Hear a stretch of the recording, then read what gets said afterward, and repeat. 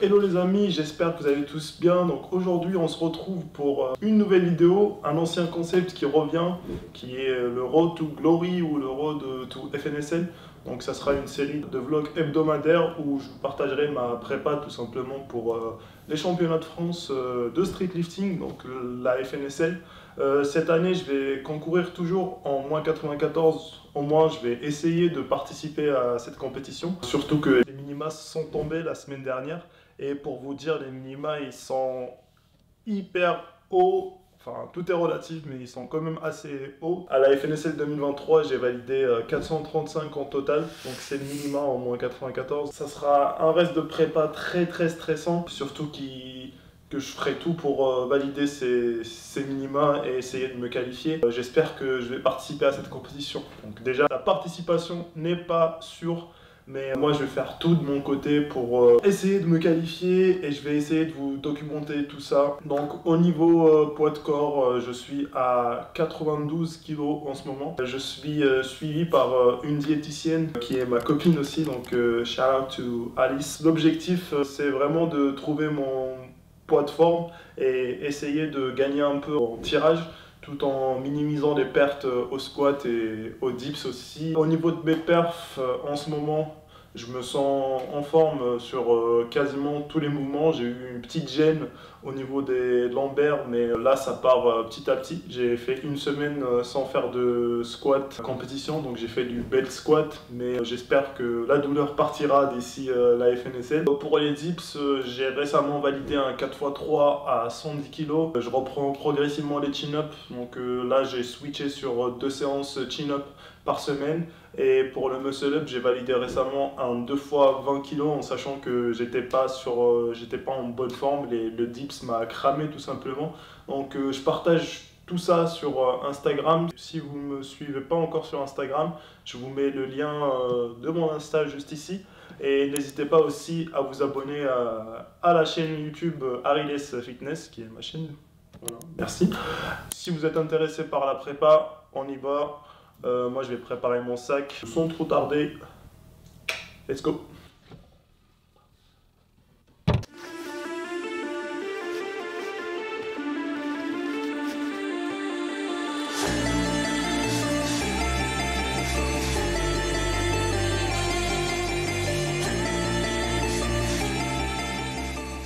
Donc aujourd'hui on a une séance dips et squat. Je suis justement sur la box pour pouvoir faire les dips et puis enchaîner avec les squats. J'espère que je pourrai squatter déjà et que je pourrai le faire sans douleur. Et pour vous expliquer un peu le déroulement de ma prog, je suis sur ma semaine 2 en ce moment et j'ai fait une petite semaine d'introduction sur un bloc de force, d'exploitation si on peut le dire.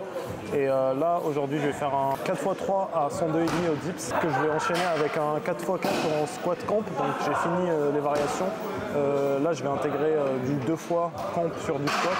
Et après je vais faire du bench en close grip sur du 5 reps, histoire de faire un mouvement horizontal au push. Et puis je finirai avec du hack squat justement pour stimuler un peu plus les quads au squat. Et voilà. Pour mon échauffement j'ai fait PDC 25 x 8, 50 x 4, 75 x 3. Là je vais faire un last warm-up à 100 kg qui est très proche de ma charge de travail qui est 102,5. Mais mon last warm-up il est RPE 6 maximum. Donc là on va attaquer le last warm-up qui va, j'espère, bouger très bien. Et après on attaquera la série de dips. C'est très important de faire vos échauffements au standard de la compétition. Donc pour la dip, ça sera hanche en dessous de la barre, amplitude au niveau des épaules aussi. Il faut que ça soit bien visible.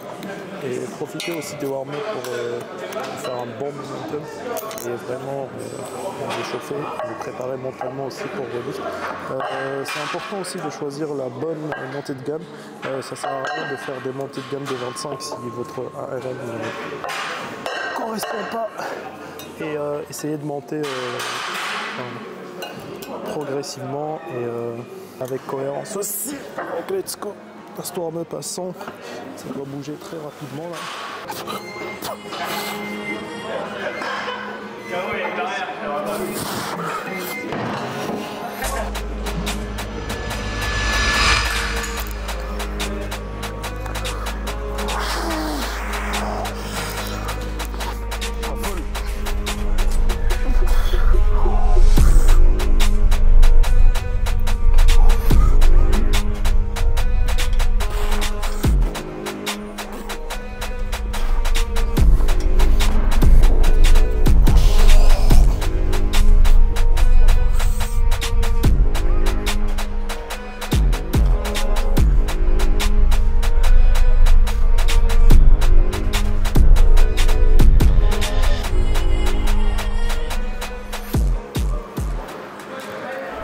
Alors les amis, là on vient de finir avec les dips. C'était bien, c'était facile, on s'est bien éclaté, etc. Mais là, on arrive au squat. Pour info, j'ai eu des grosses douleurs la semaine dernière en lombaire. Ça me crée des petites frayeurs et ça me stresse un peu quand même. Du coup, ce que j'ai fait, c'est que j'ai fait une semaine sans faire de squat. J'ai fait que du bed squat et j'ai fait du squat à 120 lundi dernier. J'essaie de m'échauffer plus longtemps. J'essaie vraiment de faire des exos pour renforcer le glute medius. Je fais aussi du reverse hyper. Je fais des exos d'étirement au niveau des lombaires. Donc là, normalement, ça va mieux. Mais là, je vais jauger la douleur. Si je ressens une douleur supérieure à 6 sur 10, j'arrête tout simplement. Je préfère ne pas risquer une fin de prépa tout simplement.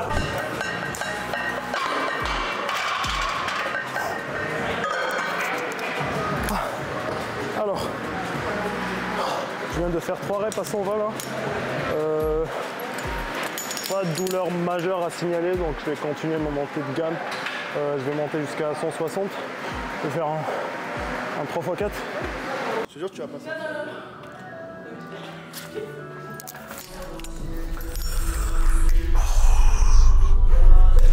Allez là.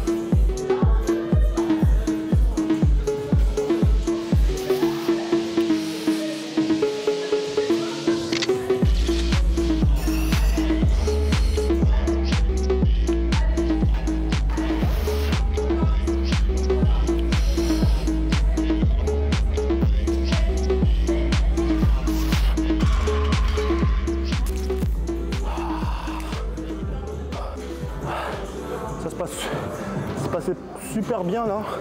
J'avais un peu d'appréhension sur les séries, mais sinon niveau ressenti, c'était très bien. Enfin, je sentais que je m'écrasais sur chaque rep et que la barre m'écrase tout simplement. Mais bon, tant que mon dos va bien et que j'arrive à faire des squats, c'est le plus important.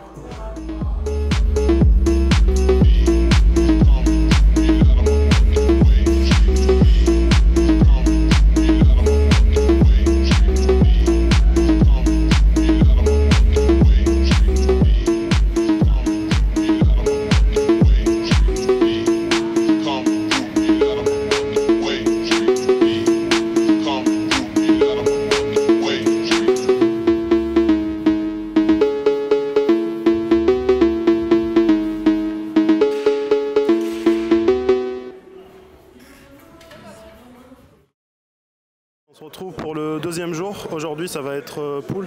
On va faire muscle up transition et on va faire les tractions après. Aujourd'hui, j'ai la chance de m'entraîner avec mon gâté Yanis. Alors, comment Yanis? Ça va, merci. Ça fait plaisir. À ce qui paraît, tu veux être dans ma catégorie à la FNSL? Mais bien sûr. Il faut que ce soit méchant quand même. Il faut que j'arrive à montrer que je deviens balèze aussi. Allez, on va dans la catégorie des gros, mais c'est pas grave. Ça vise quoi comme total là? Surprise. On verra. Let's go hein. Let's go les gars. Aujourd'hui c'est férié, mais pas pour le sport. Aujourd'hui ça va PR, ça va... Non, je rigole. Mais oui, mais faut se faire bien, non? Ouais, bah oui. Bon, écoutez, si jamais vous avez un dips meilleur que votre bench, c'est tout à fait normal en fait, car en street lifting, bah, vous faites pas de bench, donc c'est vraiment pas grave. Juste continuez à faire votre dips et vous vous en fichez du bench. De toute façon, c'est pour eux. Voilà, c'est tout ce que j'avais à dire. C'est quoi les objectifs là en ce moment là? Mes objectifs là, 100 kg au dips. j'essaie de valider les 200, déjà, 200 au squat. Me se lève 20 kilos parce qu'il faut que ça passe là quand même. Et et traction, je sais pas, on va voir 75. Et 120 au dips parce qu'il faut que je vous rattrape là. J'ai trop la dalle. Dans la bonne salle en plus. Regarde. Attends, je vais tous. Hey Yanis, je vais faire pareil que toi là.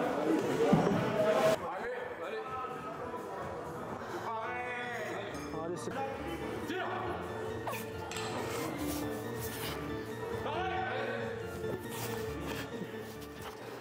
Encore. Il n'y a pas d'encore.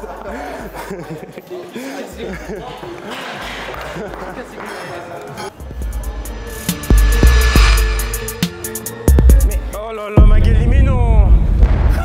Allô? Je t'écoute, Magali. Attends. Allô?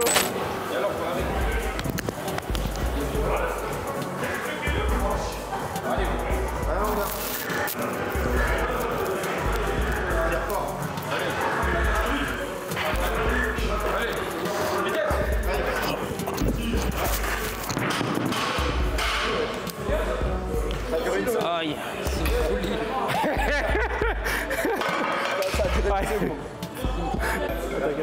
Alors,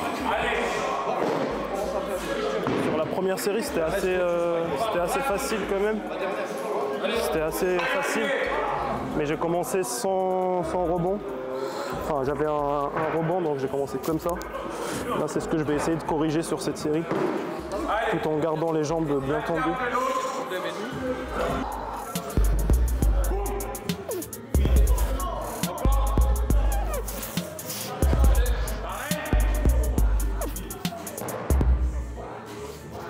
Voilà.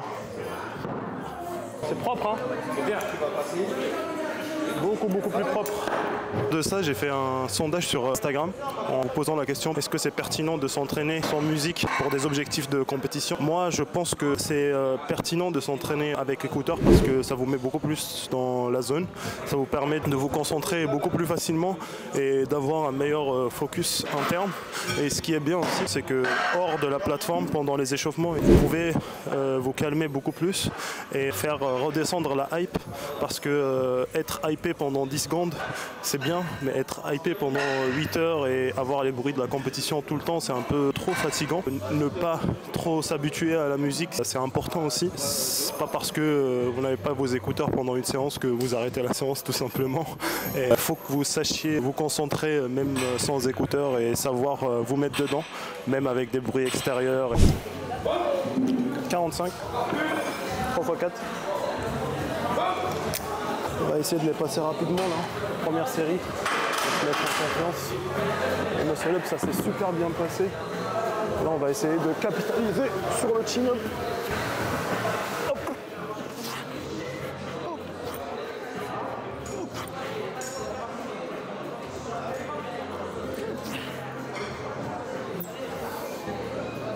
Donc là, l'objectif c'est de les tirer en one shot. Et essayer aussi de ne pas faire de flexion de genou. Parce que là, si je baisse plus la ceinture, je touche le sol. Sinon, je fais une flexion. Allez, serre fort. Allez, gros.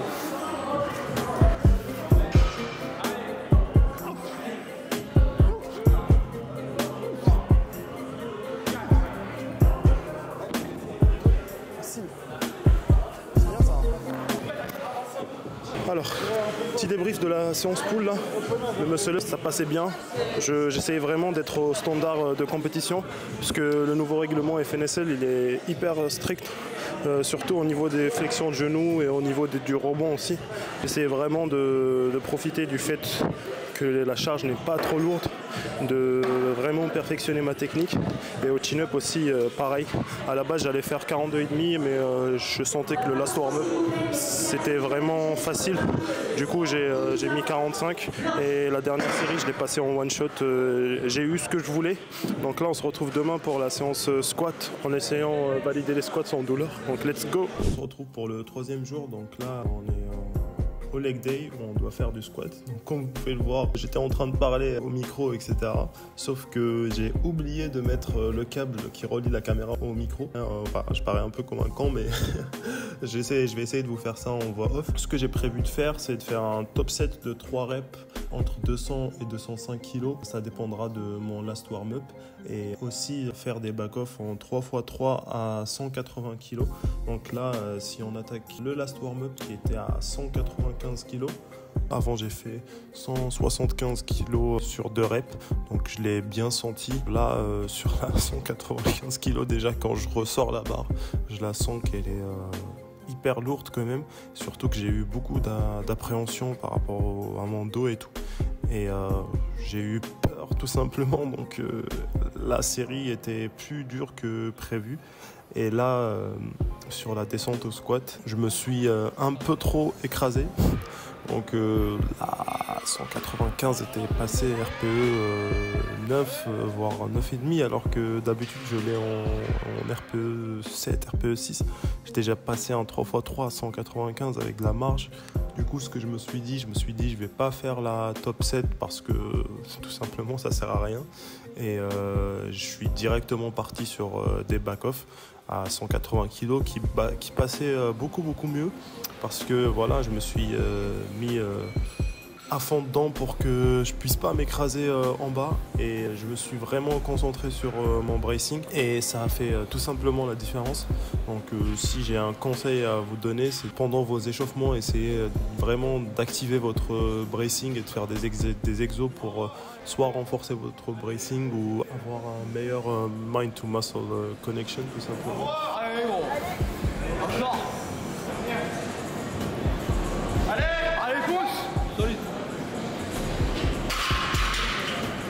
Quatrième jour, donc j'ai pas trop eu le temps de filmer et parler. Donc c'était vraiment une séance en speed parce que j'avais un atelier de peinture juste après. Donc je vous mets à côté juste le petit dessin que j'ai réussi à faire. C'était un peu trop dur de dessiner. Ça m'a vraiment fait sortir de ma zone de confort, mais bon. Allez, donc les muscle-up, je les ai sentis plutôt faciles. La 10 kg, je trouve que j'ai vraiment banalisé cette charge. Et là, vraiment, l'objectif, c'est de garder les pieds totalement tendus, de faire une dorsiflexion max pour vraiment essayer de respecter au maximum le règlement FNSL. Parce que cette année, comme je vous l'ai dit en début de vidéo, c'est assez strict quand même. Donc,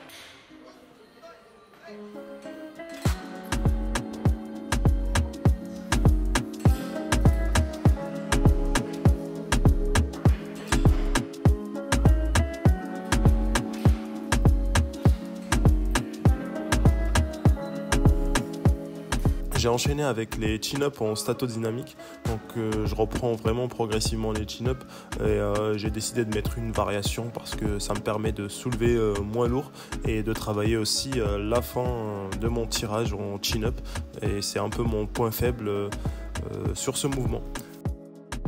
Puis on enchaîne avec les dips. Là, la première série du dips posé à 90 kg. Je vous avoue que pour la première série, je l'ai un peu bâclé. Les poses n'étaient pas très prononcées et j'ai pas eu de spotter à côté qui m'a compté les secondes ou quelque chose comme ça. Donc, ce que je me suis dit, c'est que je vais essayer de rectifier ça pour la dernière série. Du coup, j'ai ramené ma copine qui est juste à côté, qui m'a compté répétition, et c'est beaucoup mieux. Mais j'ai ressenti quand même une petite difficulté sur la dernière série. Et voilà.